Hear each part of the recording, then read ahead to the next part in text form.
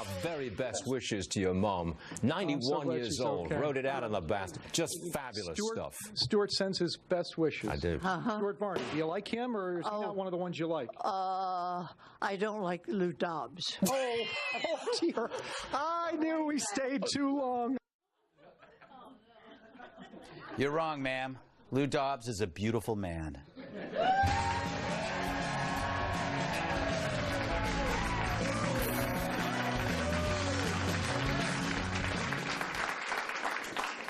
Yes! Remember this? I will build a great, great wall on our southern border, and I will have Mexico pay for that wall. Mark my words. Well, it's now this. The wall will come later. We're right now renovating large sections of wall, massive sections, making it brand new. We're doing a lot of renovation. We're building 4 different samples of the wall to see which one we're going to choose, and the wall is going to be built. It'll be funded a little bit later. Well, that is quite a shift. It's like you went from this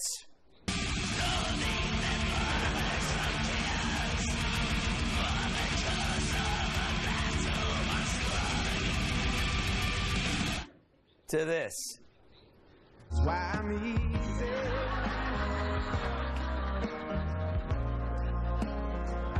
Like Sunday morning.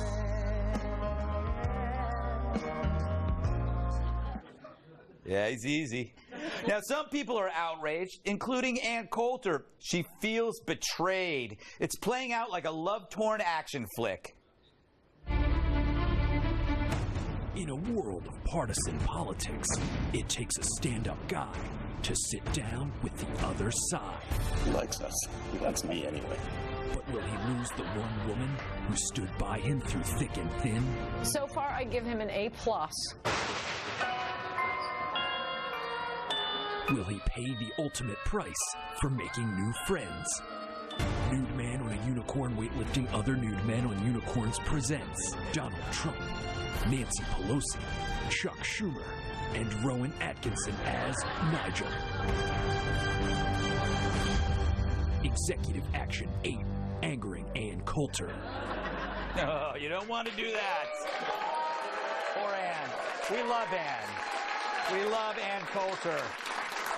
So, before you panic, do this exercise. When you think President Trump has let you down, consider the alternative. Now, having said all this, why aren't I 50 points ahead, you might ask? Imagine hearing that voice for 4 years.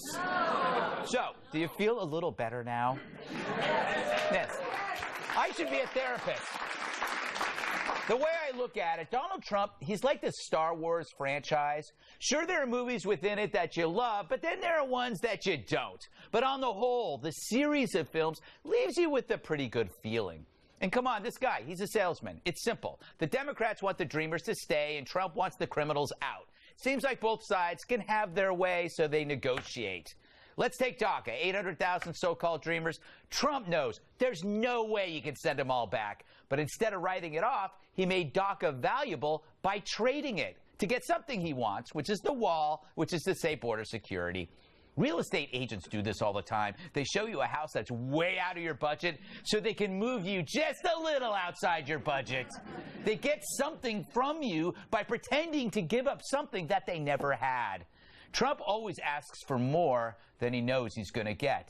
And he does it in a way that starts the conversation, the kind that didn't really catch the media's attention until he forced their hand. So is Trump going back on his promise on the wall, or was the wall his blunt way of raising the issue? Saying build a wall is just a catchier way of saying fix our borders. Face it, saying I love you is way better than saying I have a biological attraction to you that may wear off at some point. Yet, sometimes they mean the same thing. So Mexico says it won't pay for the wall, and Trump needs the Democrats to help fund it. So he sits down to dinner with his new pals, Chuck and Nancy, or Chancey, where they ate Chinese food and chocolate pie. How weird is that? That's like hot fudge on spaghetti. But anyway, Trump sounds like he'll give in to DACA, which is what he was going to do anyway, if he gets more cash for the border, which can be spent on a wall. You see what's going on? So after all this division, they're trying to work together. And we're not used to it. It's like watching a dog hump a cat. It's not natural. It's rare. It's like watching one of those nature shows where Jack Hanna is walking in the wild and this happens. Somewhere about 20 feet in front of me right now is the king of beasts. It's a beautiful water hole. I don't know, step on a snake or something.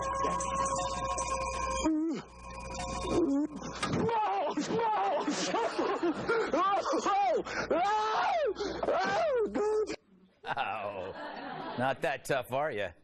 But that's what's happening now. We see something rare and we're freaking out, but we shouldn't. Sure, this is a strange trip we're on, but as long as you believe Donald Trump has America's best interests at heart, you can handle the ride, especially when you consider who might have been in that car with you otherwise. Now, having said all this, why aren't I 50 points ahead, you might ask? Feel better?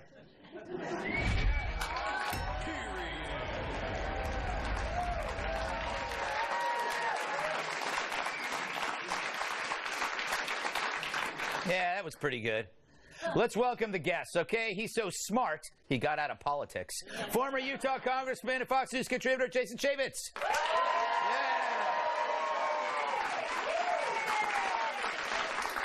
His wit is drier than the back of an old stamp. Writer and comedian Joe DeVito. She puts the Miz in miserable. National Review reporter Kat Tibbs. And a blimp is his pillow. Former bodyguard, my massive sidekick, Tyrus. All right. By the way, you got to stick around for the B block. We got a great one coming up on Hillary. We're not done with that. Jason, okay, this is what I find really interesting about this. Where are my notes? Okay, it's not just Donald Trump feeling a backlash from the right, you know, the people like Ann Coulter. Pelosi and Schumer, they're feeling it from their left flank as well. They think that they gave away a lot of stuff to Donald. So isn't that a good sign of compromise when both extremes are really ticked off? Oh, look, it burst the whole bubble of the Democratic talking points. The idea that we didn't even have a conversation with Donald Trump. So the idea that they actually might get something in return. The funding is going to come from Congress. Doesn't require legislation, but the wall has to go through Congress, and that's what they got to get done. Yeah, damn. All right, Joe. They met with Hitler, and it worked out. How are they going to call him Hitler now? You can't call him Hitler. I think the main thing I'm taking away from this is that it's time for me to make that move on Ann Coulter finally. I think so. Yes. Yeah, I think he's again playing them. It's hard to see what Trump's long game is, but I think he's going to end up getting what he wanted. Although when you played that clip, it sounds like it's gone from build that wall to flip that wall. We'll work with an existing wall we have and get some value out of it. I think it's good news because when you look at DACA, there are requirements for DACA. Yeah. You have to have a clean record. You have to stay in school. These are good people, and if we can work out a compromise for that, I think that's good for America. And you can tell because former president of Mexico, Vicente Fox, was tweeting, "Oh, these are such wonderful people. How can?" Well, if they're so great, why don't you try to keep them in your country to help your own country? Well, yeah, that's true. But the thing is, I often think if they're leaving their country, they're smart. You know what I mean? Getting out. They're getting out. They're getting out. That's all. Like, you know, the reason why America's so successful is we took the risk takers. Everybody that came over here was like, I'm getting out of there. And so we got you. So I'm more of an embracing type of person, Kat. As you know, I really do feel for everyone around the world. We knew, I mean, this is a Scott Adams point. We knew that DACA was never going to go away. Right. But he turned it into a trading piece that he used in this negotiation. So was that smart? Or did it backfire? I think it was. I think that anybody that was paying attention would realize that this DACA thing isn't a flip-flop at all. He never said, I don't want these people to stay here. He just said that constitutionally the legislature has to do it if they actually can stay here for real. President Obama himself said it was a temporary thing. I mean, and that's a great thing. First of all, the feelings argument, I mean, in itself, if you're a kid and your parents say, we're moving, you can't say, no, I'm not going. You go. At least that's how it worked in my family. They used to just leave me behind. But also, okay, but also, like, economically as well, these are people that are contributing to the economy. They have jobs, and it would cost $60 billion to deport them. So it's also a smart economic decision. You know what's interesting? If it would cost $60 billion to deport them, you could have them deport themselves. Because then you create jobs. Anyway, that made absolutely no sense. I don't think that's how that works. Yeah, it could. No, half could deport the other. So you create jobs for 400,000. Fight them? What? You're going to pit fight them, losers deported? That was in the next segment. Now, Tyrus, could President Trump actually be the strangest uniter in U.S. history? Well, I don't know if he's the strangest uniter, but he took a page out of the dating book. Mm-hmm. He's been in this love affair with the Republican Party for a long time, and then he said, I think I'm going to see other people. We're not over. I'm just gonna have dinner with them. And then on Twitter, there were posts, they had chocolate cake. We have chocolate cake. So I think this is not so much as the deal. He gets it. He knows that DACA, those people, it's a good thing for them to stay. And his base is like, no, we said everybody got to go.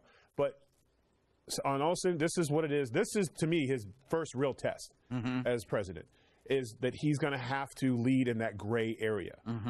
And when you're leading, and this is why he's in that leadership role, it's not always going to be the way you planned it. What he said on the campaign trail, in the perfect world, that's what he wanted for that's his base, that's what they wanted. But in the really real world, where there's, every time a president makes a decision, good or bad, somebody's always hurt. Yeah. There's no, whenever he signs something, somebody's going to lose something. Right. And you just hope that it's the majority. It's a tough call. So he's looked at the field. He saw, like, hey, this DACA thing, it's not really what I campaigned about, but it's the right thing to do. Yeah, he's showing real leadership. And at the same time, sticking it to the Republican Party, who dragged their feet to get things done. Yeah, so he hit everybody. That was well done. You know, I'm troubled by the whole dinner, the fact that how could you have a dinner with Chuck and Nancy without drinking? Because number one, that's impossible. Number two, you can't blame booze for your mistakes if there's no booze around. That's why you should always be drinking, because then you could always blame the alcohol. All right, coming up, Hillary wrote a book, and she won't shut up about it. Neither will we. They love to hiss.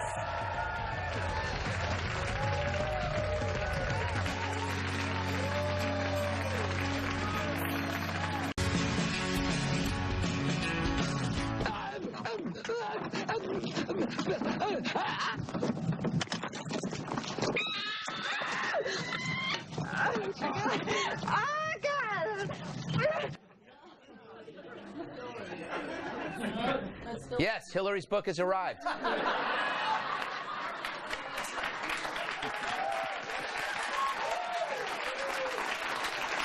So,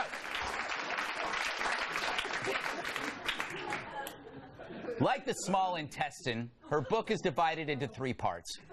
Could have, should have, would have. She could have said this to Trump, she could have said this to Bernie, or she would have said that to Obama. No, instead she held it in like a 12-month fart. And in the book, she finally let it out, and boy, does it stink. Now, like every show that's been doing this book, we're going to run some audio excerpts. Well, sort of. In the family room, we put up a colorful painting of the balloon drop at the Democratic National Convention. Over the fireplace, I hung a vintage suffragette banner that Mark had given me that declared, "Votes for Women." I also finally saw the last season of Downton Abbey. That show always reminds me of the night I spent at Buckingham Palace in 2011 during President Obama's state visit, in a room just down the hall from the balcony where the Queen waves to the crowds. By Thanksgiving, the work on the house was done. Everything was perfect before our friends and family descended for dinner. My mind wandered back to that incredible day when Bill took the oath of office for the first time. You got to hand it to her. No one has made more money off losing than Hillary. And I include Marie Osmond. Looks good. Yeah, she does. Nutrisystem. But now she's got a book, and she's making the rounds like a Jehovah's Witness in a pantsuit. If only she worked as hard for the presidency, then we wouldn't have this book about how she lost the presidency. What a great example of strong womanhood. She blamed everyone but herself for her loss. Comey, Russia, Supreme Court, Sanders, the RNC, the American voter. She spreads blame like her husband spreads... Anyway. It's like she's on some weird drug. Have you made thousands of people cry all at once? Are you running out of people to blame for your failures? You've thought about turning on your friends, but don't know how. Well, worry no more. From the makers of Blame It All comes Extra Strength Blame It All PM. This powerful formula works with the brain's receptors to help you throw everyone under the bus with none of the guilt. Pinning your defeats on those closest to you has never been easier. The Supreme Court, Vice President Joe Biden, FBI Director Jim Comey, the insurgent left-wing candidacy of Bernie Sanders, Bill especially, the last season of Downton Abbey. You'll wake up with the confidence to do a sham of a book tour so you can make money from the seeds of sympathy you planted. Get Extra Strength Blame It All PM today. Side effects may include broken alliances and fractured parties.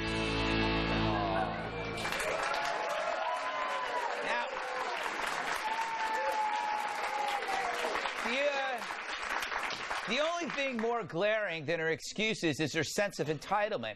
She actually bought a home next to her house in Chappaqua for the White House staff she expected while she vacations. Now imagine that. She didn't just pick out the curtains.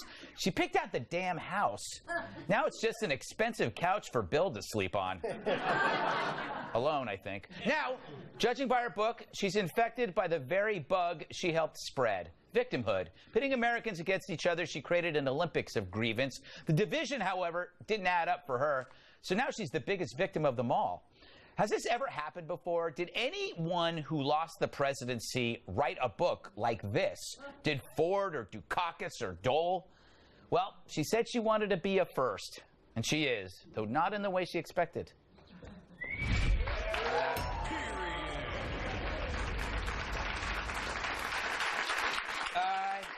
Joe, is this the best way for her to handle her loss?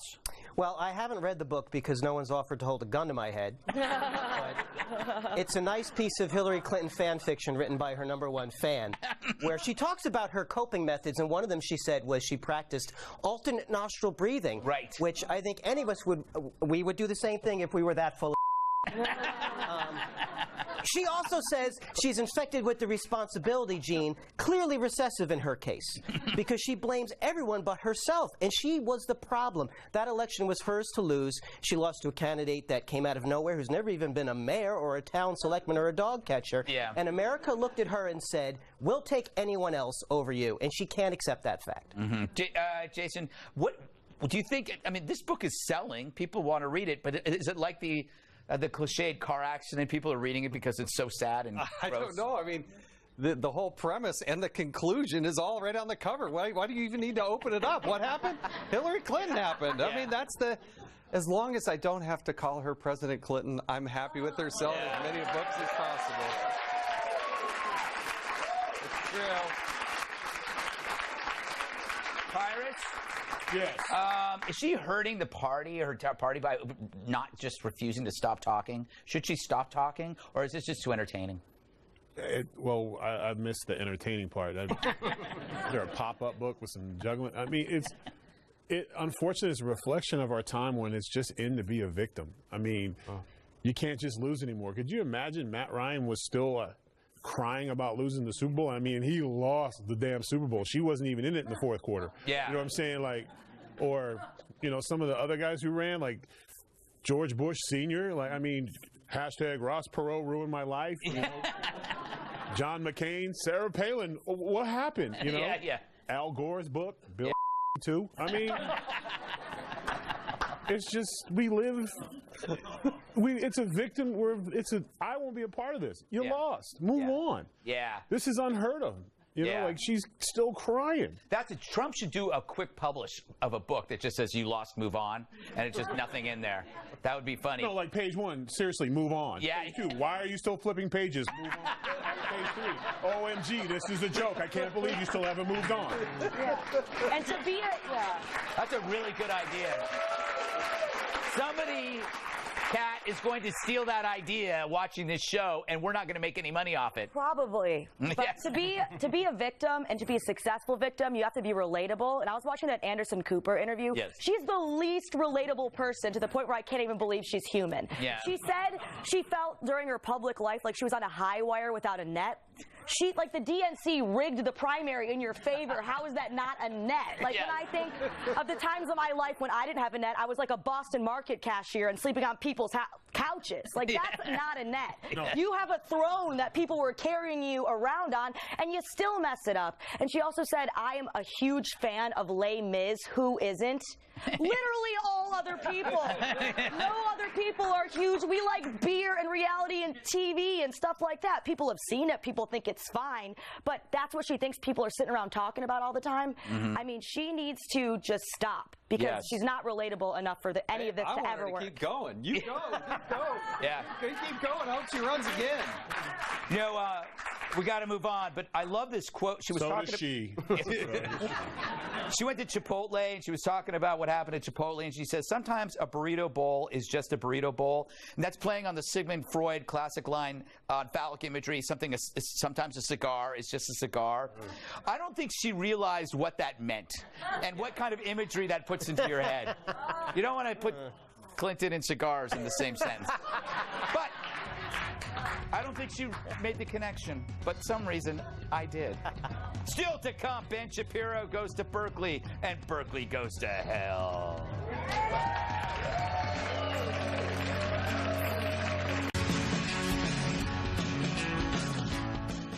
As UC Berkeley hunkered down, what exactly was coming to town? A massive earthquake, a Category 6 hurricane, a meteor strike killing everyone with a nose ring?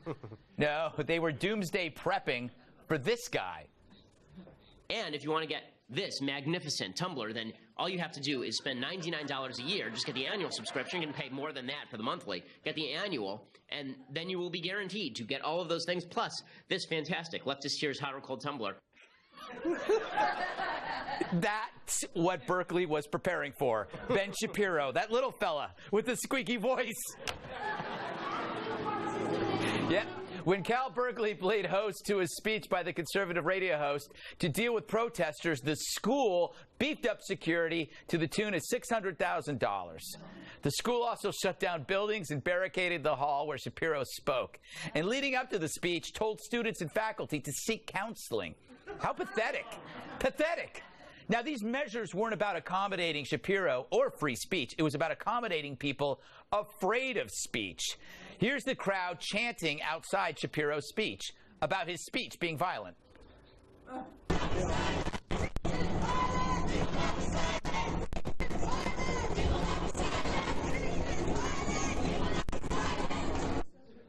Well, that's confusing. If speech is violent, shouldn't they shut up? I think it's safe to say that these are not bright people. All right, Kat, thank you. You can applaud anytime you like, but it helps my self-esteem. Speech is violence, Kat. Yeah, no, it isn't. And also, I don't think that these kids are really afraid of him or really were worried. I think a lot of them were just going along with it because it's, they think it's cool and hip. And I found proof of that. Can we bring that up real quick? Ben Shapiro, not welcome here. I know for a fact that if you don't hate someone enough to know how to correctly spell their name, to type it in, to hate stalk their Instagram, then you don't hate them at all. Yes. You don't. And a lot of people are debating whether or not he's too offensive, or Ann Coulter's too offensive, or Milo's too offensive to speak. But that's not even the argument. The argument is that they still have First Amendment rights no matter what. Exactly. Free speech. And I would be much more afraid to see those rights not being protected than I would of any speaker, ever.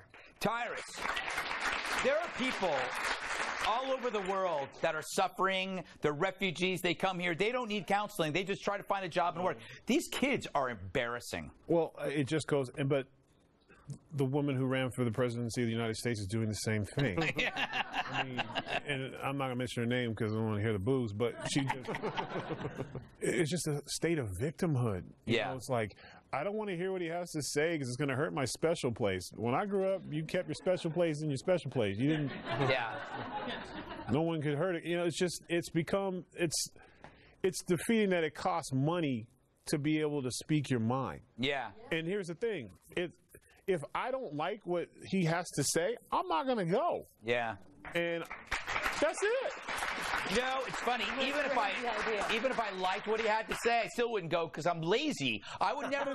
I would just not get up and go. Jason, you know what? If I were their parents, I would completely cut them off financially because if they are out there like protesting speech, I've raised a terrible child. No, well, in the government, look, we all pay for it. We all supplement this $600,000 for security. And the irony, these are the people who preach the most tolerance. They're the least tolerant of anybody that you see. Yeah. Now, you know what? They expected, Joe, they expected a lot of violence, a lot of stuff, and it didn't happen. There were only 9 arrests. And the reason why it was so benign was the police enforced the rule, no masks. So suddenly, none of these jackasses could commit crimes because they can't wear masks. Isn't that the solution? Yeah, I think it is. And that's the same kind of laws they used to pass to prevent the KKK from assembling. Yeah.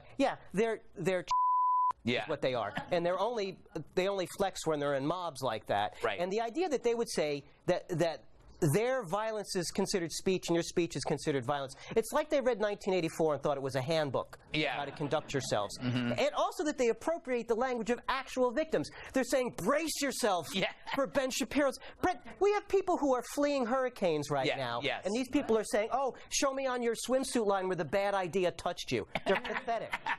Where'd you get those bruises from, bro? Harsh language? Yeah. It's really sad. The University of Utah, there's some students there. A couple radical groups are planning to disrupt another Shapiro speech September 27th. They've asked the university president to cancel it. They're small groups, but these are fanatics. But I have to say, like, if they enforce this no mask rule from now on, there's going to be no more violence. Also, all these idiots are making him incredibly popular. Yeah. So. Yeah, that's true. He said now Shapiro's a superstar. Yeah. Probably won't return my calls, but that's okay. I love you, Ben. Coming up, could Kid Rock be our next great president? And who would be his VP?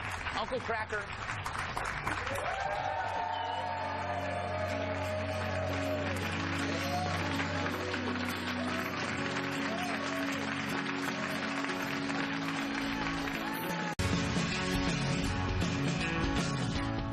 Is the next Donald Trump hitting the stump? That's what you might think if you happen to be at a Kid Rock concert this week. The rocker made his first Senate campaign speech standing in front of a podium flanked by 2 lasses, accompanied by pyrotechnics and music. Political campaigning may be entering a new era. Kid Rock began his speech with policy notes. What's going on in the world today? Seems the government wants to give everyone health insurance, but wants us all to pay. My goodness. Then he had the strongest words possible for neo-Nazis. Call me a racist because I'm not PC and think you have to remind me that Black Lives Matter. Nazis, bigots, and now again the KKK? I said, you racist, stay the hell away.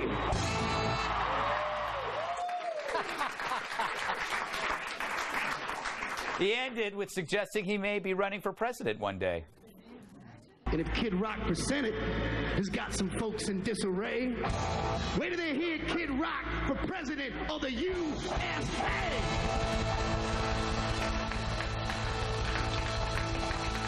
Because wouldn't it be a sight to see President Kid Rock in Washington, D.C., standing on the desk in the Oval Office like a G? All right. I'm sorry. How is it even possible to compete with that?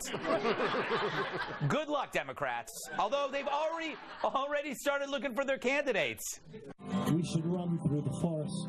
We should dance in the streams. We should sing. We should laugh. We should love. We should dream. We should stare at the stars and not just at the screens. Do you know what I'm saying? Do you know what it means to sing? Martin O'Malley.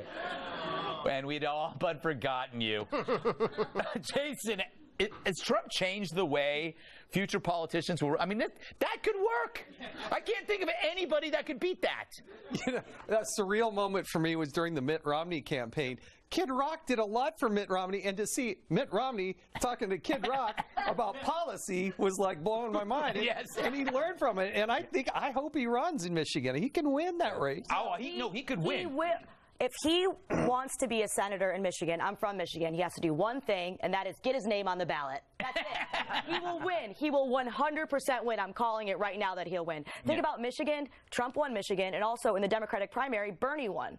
They would 100% vote by Debbie Stabenow. Kid Rock is going to be a senator if he runs. Yeah, 100%. I assess the voters who he might not get. So with men, he'll get men. Yeah. Right? With women, he'll get women. What he won't get are beta male students and blog editors at the Huffington Post and angry unemployed activists. So I calculated that he will get 98.5% of the vote. Tyrus, this guy is taking professional wrestling into politics. No, he did not. Stop. He's a singer. He ain't no wrestler. And Donald Trump did that. Donald Trump actually wrestled at WrestleMania. And hosted. Donald Trump, that's how you cut a promo. We watch Donald Trump. What he's trying to do, here's the deal. Donald Trump is a unicorn. Yeah. Okay? And he's a pony. You can't do what Donald did. Really? You don't think you want to bet? I will bet. Okay. $2. All right. Here's the thing. When Donald made mistakes or when anything from his past was brought up, he owned it. Yeah. Fired back on you. It's already starting, and they hit him with well, didn't you used to perform a Confederate flag? I'm not talking to you. You're done, bro. You're done. You have to own you were a wild rock and roll child and you did the drug, you did the partying or whatever. You got to own it, turn it around and throw it back at him. Not, oh, no, I'm not talking to you guys. I'm whatever. That's not going to work. You can't be a Donald Trump because there's only one Donald Trump. He is just... That formula won't work for anybody else. It won't work. Man. It'll be cool. They'll laugh about it, but if you can't back up that stuff with some substance, I don't know. Great rap with guitar doesn't really work in the mainstream. But nothing he said, I was like, cool. He just said a bunch of sound bites that everyone's already heard before. I disagree. But I got to move on. I want to talk to Joe. But I've seen Schwarzenegger, what's his name, Jesse Ventura, a lot of unusual people get into politics. But they had messages, strong messages from jump. Yeah, that was a. I think he had. I thought he had. You have to watch his whole speech where he talks about single fathers. It's pretty impressive. Yeah, you know, I thought it was. Well, I like watching just the idea of him talking about being president with a hot babe on either side, and all I could picture was a single tear down the cheek of Bill Clinton, thinking he was a generation off that he could have done that. Well, you know, I think what we've learned is that we're so used to politicians lying to us and not coming through with it. We're almost cool with the lying part, expecting it won't come through. So give us better lies. Yeah. Give us better nonsense up front, and maybe it'll happen. Yeah. Maybe it'll work out. Yeah. You don't know. Senator Kid Rock, it's happening. Yeah. You know, and by the way, I don't think there are any liberal celebrities from Michigan to go up against him. There's nobody alive from the MC5. Remember that band? Left-wing band, Motor City 5? Oh, no, Wayne Kramer. He's a felon, though. He can't run. Oh, that's true. Yeah. Well, that didn't stop the entire Democratic Party. All right, coming up, the nominees for the Toy Hall of Fame are here. Sadly, Baby's First Beehive was snubbed again.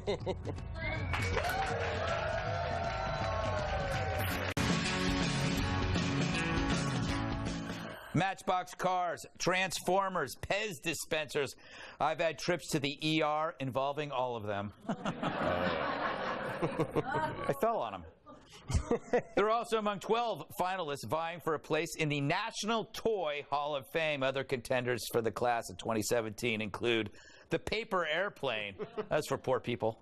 Sand. Who plays with sand? Play food? Never heard of it. And the board games, Risk and Clue for the nerds. Then you got the Magic 8 Ball, which was for the creeps. You had My Little Pony, the card game Uno, and, of course, the Wiffle Ball. All right, Congressman, which toy deserves immortality in the Hall of Fame? And keep it clean. Stretch Armstrong. Oh, yeah. Stretch Armstrong is a classic. And how can Silly Putty not be Silly Putty compared to well, it might already be in. It might already be in the Hall of Fame. Silly Putty is the Beatles of toys. But no, you're right. I don't think it is. Stretch Armstrong, though, taught millions and millions of children how to torture. I tried to make that thing bleed. Yeah, I did everything I could. I'm going to pull it more and more and more. It's a terrible lesson, Joe. What is your pick? I would go with Stretch Monster, who was Stretch Armstrong's nemesis, which was a green stretch monster like that. And what was cool is in the summer they would get kind of loopy because they would get too soft from the heat, and you'd have to put them in the refrigerator for a while. Oh, look at that! And they were also nice. If you swung them at a friend, the head was really hard, so it was like a club. You could really hurt them. That's really interesting. Kat, did you have any toys growing up, or did they just lock you in a closet? I'm judging by your present behavior. Yeah, I like to catch frogs and play with different things. But sand is not a toy. No. How is sand a toy? How? Anybody have any? Sand castles? So sand, because just because kids play with it doesn't mean it's a toy, or else boogers would be like #1 on the. It's also a snack. My logic is irrefutable. All right. Well, it's not beach sand.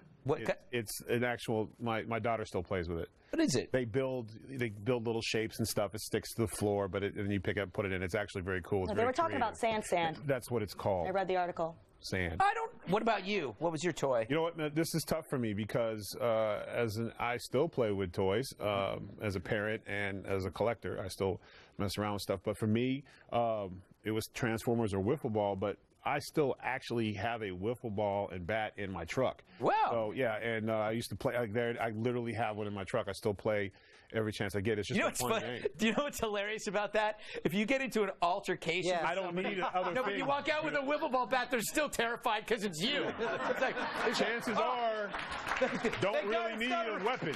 Thank God it's not a real bat. I carry 2 guns at all times. I really don't. You stay right there. I'm gonna get a bat. That's gonna change it. Thank God it's a wiffle ball bat. Yeah, you don't know what I'm gonna do with it. Yeah. You know, my toys, I like the dirt clod. Yeah. Yeah, the dirt clod. You can never go wrong with the dirt clod. It's free. You go out, you throw it at somebody. It ruins their clothes. I enjoy the dirt clod. I'm the only person I know that collected wacky packages. Oh, yeah, those wacky packages were great. Those were stickers. They came in a little package, and they were a parody of products. They would if Tide detergent would be Snide detergent, and then they would come in with, and they always come with that really stiff piece of gum, you know, and it was brittle and it had no taste. You could slice somebody's face with it. We had Garbage Pail Kids. Oh, but that came later. Yeah, so did I. So Shrinky Dinks. Shrinky Dinks were. No, you don't have to call me names. Shrinky Dinks. What about Slinky? Slinky was stupid. I never got it working. But the little what's the sea monkey? Sea monkeys. My brother's friend Adam knocked over my sea monkeys, and I'm still upset about it. Yeah, sea monkeys in their ad. It is kind of a toy. No, not a toy. Sea monkey? They showed them in the comic book. They were playing guitars and stuff. They were dead shrimp. What about what? They were alive until Adam knocked them over. You're getting mixed up with the seahorses. No, seahorses were brine shrimp, right? No, so was the sea monkey. Oh, really? Yeah, it wasn't a monkey. Wow. Everything you ever sent away from the back of a magazine was a lie. X-ray glasses. X-ray glasses never worked. Then you had to live with the shame of being the kid who actually ordered the X-ray glasses. Yes. And being caught in the Sears dressing room wearing them. No, lost me there. Staring at the curtain. Not working. The Sears? Sears. Hey, I used to buy clothes at Sears. Final thoughts next. I still do. I shall see you on Monday on The 5 at 9 p.m. Eastern. We are running out of time, so... What you wanted to say all show, but haven't had the chance to say, so here's your chance to say it. Right now. Jason, or JC as I like to call you. Hats off on a serious note to Mason Wells. In the Brussels bombing in 2016, this guy was hit by an improvised explosive device, a terrorist attack. He interned for me, and now he's entering the Naval Academy. Oh, fantastic. Excellent. All right, Joe, I'm sure you have something just as inspirational. Yeah, I feel like a real schmuck going on after that. Self-promotion. Got big shows coming up on Long Island end of the month. McGuire's Comedy Club on the 29th and 30th. Go to joedevito.com for my full schedule, videos, and clips and all kinds of fun stuff. Excellent. He's quite a comedian. Tyrus, what do you got? I'd just like to say that Peg Bundy was ahead of her time. I think. How so? I think that she was a trendsetter, and just watching the show, she was that she said it like she was. She didn't do what she did. What she wanted to do, and spandex and high heels works. Yeah, it's true. All right. Peg Bundy. Last but not least, Kat. I am seriously considering adopting a tegu, which is a 5-foot lizard, welcome into my home so I can name him Pierogi Timph. And I'm very concerned that I don't have anyone in my life close enough to me to convince me not to. That's pretty sad. Who owns this? Who owns the lizard? They're at reptile expos, and I may or may not go to those. All right, thanks to Congressman Jason Chaffetz, Joe DeVito, Kat, Tyrus, studio audience. I'm Greg Gutfeld, but I love you, America. I love you.